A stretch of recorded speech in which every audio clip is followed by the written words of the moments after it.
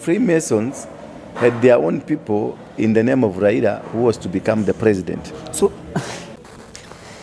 hello viewers and followers wa Celeb Corner KE, popote ulipo na popote ambapo unatutazama ukiwa kawaida. Jina langu ni Felix Mwanda na leo nimetembelea kanisa la Synagogue of Hope ambalo lipo hapa jijini Nairobi. The synagogue. The synagogue. The synagogue, kanisa lake Apostle Ndura Waruinge. Ndura Waruinge goes by many names, but one name that he embraces so much is the name of being a man of God. So leo baada ya kufanya mahojiano ambayo tulifanya karibia siku 10 ambazo zimepita na alifanywa na lugha ya Kikuyu, most of you requested that I bring back Ndura ndio tupate kuongea kwa lugha ya taifa ambayo kila mtu anapata kuelewa. Ndura, you are a man of the people and you are loved by many. So karibu kwa channel yangu. Oh, thank you very much. Nashukuru. Maana Mungu amefanikisha tena tumeweza kukutana siku hii ya leo. Inshallah. Na najua it is very important. Ni vizuri sana tena we are back. And I thank God for everything because he has been faithful. He has caused us to be here once again. We are thanking God because of the sanctuary we have. This is a synagogue, not the Synagogue of Hope. This is a synagogue. The synagogue. The synagogue. This is the only synagogue we have in this country. Tunaitanga aje na Kikuyu? Synagogue. Synagogue. This is the only place where you can, you have God, you have everything. The blessings are with us. And I'm Apostle Ndura Waruinge. I'm the man in charge here. And I thank God for you because you've been also our good supporter. And I want to welcome you in our services, Sunday services, Monday services. We are from Monday to Sunday. We have from Monday to Friday, we have lunch hours. That is every Monday all the way to Saturday to Friday. But again, early in the morning, we have our morning glories. And also late in the evening, we have our evening prayers. So whatever you want to choose to be in, just we are welcome and we love you. Yeah, that is Apostle Ndura Waruinge for you. And the last time we were here, Apostle, wakati wa mwisho tulipatana na tulikuwa hapa tukifanya mahojiano, one thing that you told us is that you had a problem with the signature kuhusiana na wewe kuweza kufanya mkutano wa maombi ambao ulikuwa ukiufanya kule katika kaunti ya Nyandarua, I think. No. Kaunti ya Kirinyaga. Kaunti ya Kirinyaga katika stadium ya Kirugoya. Sub county ya Kirugoya. Oh. So what happened? Ulifanya mkutano? Mkutano nilifanya. Niliambia hapa that there is nothing will stop me. Hakuna kitu cha kunizuia kufanya mkutano. Did you do ulifanya mkutano after kupata signature kutokea kwa serikali ama you went ahead and did I went ahead because I had nothing to seek from them. You know what is very important to know that we don't seek permission to hold a rally. May it be political, maybe religious, whatever kind of a rally you want to have. You only notify the police so that the police can bring in security to come and guard you. But in things pertaining that I seek permission from the police, there is nothing. In our constitution, we don't seek permission. We notify the police. Apostle, you are called the general. In many names that you have, you are regarded as the commander, the general. The commander and the general. The field marshal. All those names are mine. So the pastor, the apostle, the evangelist, the prophet. Being the man that you are right now, you always embrace where you have come from and you don't regret where you are right now because whatever you went through in life is what brought you to this point. Yes. I don't regret being whatever they said I was because had it not for that, they would not be listening to me. Yeah. That is part of my testimony. That is what has made me to be what I am today. But for you, since you became the man of God that you are preaching the gospel, you have a lot of people following you. I always say, here we tell a story to save a life. And your story inspires the nation. So, what is the aspect of this government nowadays going after the church And because the last time we were together ulituambia kanisa linakimbishwa na serikali ambayo ilichaguliwa na kanisa. You know, there is one thing, and this is something that people don't understand. The church and the government is supposed to work as one team.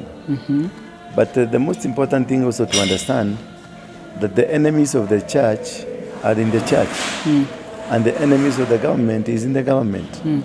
Therefore, if you have the enemies of the church being in church and the enemies of the government being the government, meanwhile, government and church is supposed to work as one team, it means the enemies of the government and the enemies of the church are within themselves. So the attack is, there is an affront against the church that has been perpetuated by individuals who are within the government who are not happy with the current government. The whole issue around here is about the current government and the previous government. The previous government, which was Freemasonry led, it was led by Freemasons. The government of Uhuru Kenyatta. The Uhuru Kenyatta government was a Freemason government. You didn't trust and have any trust in the government of Uhuru Kenyatta? Nobody can have... what I'm saying is not about trust. I'm talking about... them believing in Freemason. The religious belief that they had is a Freemason. They are members of Freemasons. And when you have such families who are members of Freemasons, in the government, it means their government or the Freemasons have upper hand. When we had Kibaki, it was the Catholic that was in the government. It was a Catholic-led government. That is, everything was done by bishops of Catholic during the Kibaki time. The Kibaki time. And before that, during the Moi time, it was a government that was controlled by the church called AIC. AIC. Yes. And all these things happen. Also, the government of Moi, if I may go back in history, Kiasi, there are rumors, and rumor has it that the government of Moi was a government that mostly involved itself with Freemasonry. And they're the one who gave birth to Uhuru Kenyatta. Therefore, the regimes change, and the change of the regime inamaanisha ya kwamba kuna mfuatilio, kuna mwongozo fulani wa kidini. Na ukiangalia kama serikali hiyo iliyopita ilikuwa sana sana inaegemea upande wa Freemason. Lakini serikali ya Ruto ambayo ipo inaegemea sana sana upande wa Kristo. So ngoja nikuelezee. Let me explain to you. Serikali ya Ruto was formed under the foundation of evangelical churches. And they had an altar that they raised at State House ya Karen. Now, that is what propelled Ruto to become the president. Therefore, on the other side, the Freemasons had their own people in the name of Raila who was to become the president. So, let's get this point clear. The government of Uhuru Kenyatta had Raila as the Freemason kingpin to represent the government. Yes. And right now, Raila Odinga is leading the opposition against President William Ruto's government, which is the government that many have associated with himself mpaka kafikia kuitwa Deputy Jesus. Nani? Ruto. Martha Karua called Deputy President Ruto. Because those are the atheists. They don't believe in God. That's why they were mocking. They were speaking in a mockery. Because their belief towards God is nil. Therefore, what it matters is the understanding of who are in power.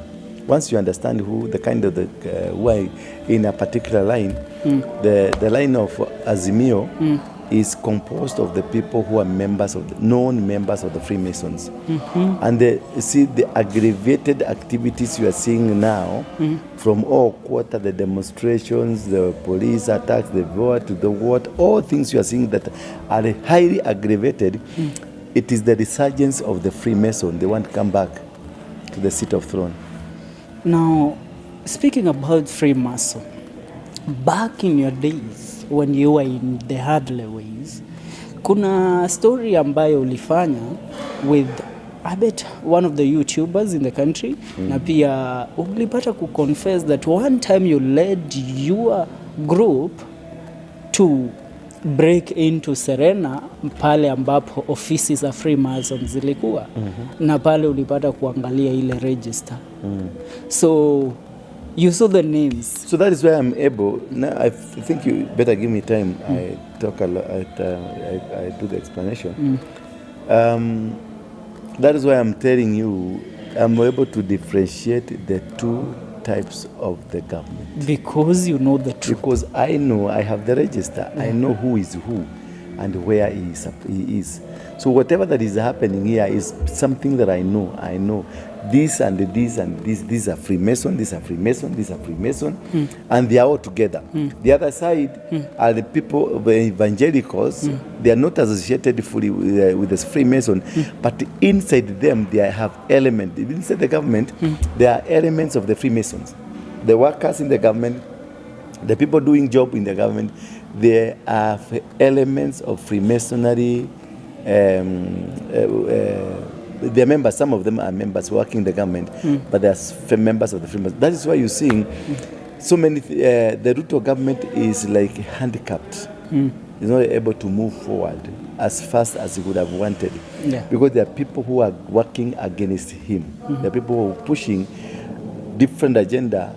Beside him, there's people who are pushing different. When he was doing the campaign and they realized that this man is going to win, they picked some of their members and took them and made them to become the Freemason, the members of the Ruto government, so that they will still engineer their agenda. I told the other blogger that State House was constructed by the Freemasons. State House, the State House we have by Sir Evelyn Bali, who was the head of the Freemasons, and the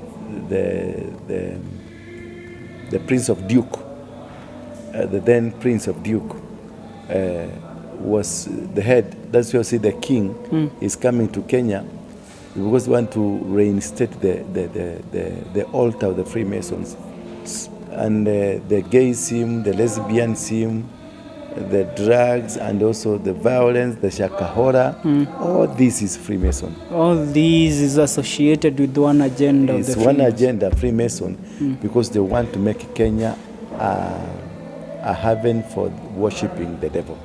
Yes. And Apostle, you have been very clear, wewe ni mtu ambaye ikifika kuongelea mambo ya Freemason auogopangi, wewe usema yale ambayo unayajua kuwahusu. So azia kama time hawa watu wamejaribu kukimbishana na wewe, hata kama watajaribu kukimbishana na mimi, si hata wao wako na miguu ya kukimbia. So you shall retaliate. No, you don't live by fear. There's two things that God hates: a coward and what? A lazy person. God hates them. So I'm a follower of my God, and I believe in my God that I'm a general, I'm a commander. Therefore, if they will come for me, yes, I know how. I also come for them. This is demonic. This is spiritual, and everything that we are doing here is spiritual. So we have a God who is powerful. Lucifer is not powerful. Lucifer pretends to be going, to be doing, or to be somewhere. But Lucifer is not powerful. He's neither here nor there. So this is something I cannot even sleep thinking about them. But I know, I have their list. I know who is who. And when you know who is who, and you know what they are and what they can be able to do, that is something that cannot make you even sleep. Not sleep. You go sleep nicely. And even if tomorrow, I'm planning to start now, name them in the coming months. I will name the pastors who are Freemasons. I will name the pastors who are doing. I will name the business people in the business committee who are Freemasons. I will name the politicians who are Freemasons. Yes, I will name them. Give me a week or two. Yes. Nikirudi nyuma kiasi, nirudi when you were mostly you are associated with the political class of this nation. Kuna wakati ulikuwa uko Kibera, you were seeking a better political seat then. Yes. Na Mostly huyu jamaa umemtaja Raila Odinga was referred to as the kingpin of Kibera. Na is referred as the Lord of Poverty. The Lord he will do everything to make sure people are poor. So he that will they do can demonstrations to shops to be closed. You see, the choice of his demonstration, he chose to do demonstration on Mondays. Why can't he do the demonstration on Sunday? Because he wants to stop people from going to job. He wants to stop people from going to work. That is his main agenda. Nothing to make sure people don't work, because he will not want people to come out of poverty. He will want people to remain in poverty. That is why he is the Lord of poverty. And whoever that is following him, there are people we are called the typical capitalism. These people, they own everything. They control the masses, but they own everything. They just give a little to these masses because they want us to remain poor. They don't want us to be rich. Tufunguke akili kwa sababu wanataka waendelee kuwa na foot soldiers wa kwenda kurusha mawe. That is why they will not want young people wafanye kazi, wakuwe settled wakifanya kazi. That is why they will use people like akina Maina Jenga. They will use people in political cadre. They use people in the church and all over, mainly to make sure the agenda of making sure that people don't go to work, people don't change their status. Yani kazi yao tu ni kuzuia watu wasifanye kazi. Tubaki tukue maskini ndio wasikose watu wa kutumia. Na wao klasi yao wao waendelee kupanda juu, waendelee kupenya, waendelee kututumia kumwagikaji wa damu, waendelee kututumia katika psychophancy, maneno ambayo hutendeka katika jamii ambayo ni ya kishetani. Now, where you've gone ahead and mentioned Maina Jenga kutumika na Raila Odinga, there is allegations. Juzi mimi nimekuwa kule kwa DCI nikiwa kama journalist kucover the story of what was going on, Maina Jenga kukamatwa. Yesterday akiongea alipata kuguzia kuhusiana na Mungiki, which is a topic that you really have information about. So nikiuliza, DCI wanasema Maina Jenga has started the recruitment of Mungiki.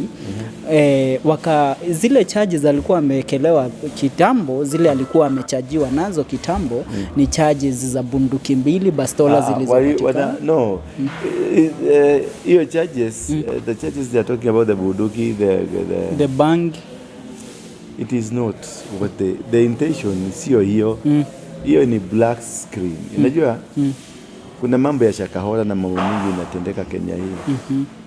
What all governments, what they do when there is an issue that is really happening in the country and they don't have answers to answer, they create something for people to be talking about. Could divert attention. Maina Jenga is being revived to divert attention of the crisis within the government. So it is not about the politics, what they are saying. It's not about banking. It's not about the pistol. It is something that you keep talking. Like now we are talking about it. And in Kenya we don't have, things are not working. Things are not moving well. Yeah. So whatever that is happening now is the diversionary tactics by the government. So tunaondolewa kwa the main agenda. The main agenda mna discuss. Kama nyinyi wote si mlikuwa huko kwa DCI na mlikuwa you didn't cover anything else, mlikaa huko mkifocus na yeye, but that was not the main agenda. Hapana, sio main agenda. Kuna many things behind the scenes. So there is no Mungiki or anything of the sort that is returning in the country? There is no Mungiki, and if there is Mungiki, everybody is Mungiki. Yeah. Yes. Tuliambiwa Mungiki inamaanisha mwingi. Wako na kala gani? Have you ever met a Mungiki member? No. No, I have never met. So why are you it's talking stories about, that we are about. You're talking about a story that you don't understand. What is very important, there is nothing called Mungiki. And if there is Mungiki, then everybody is Mungiki. Do you understand me? Yeah. Not every single man or woman who is not Mungiki, if Mungiki exists. And if Mungiki does not exist, it means that there was no Mungiki. You understand? Yeah.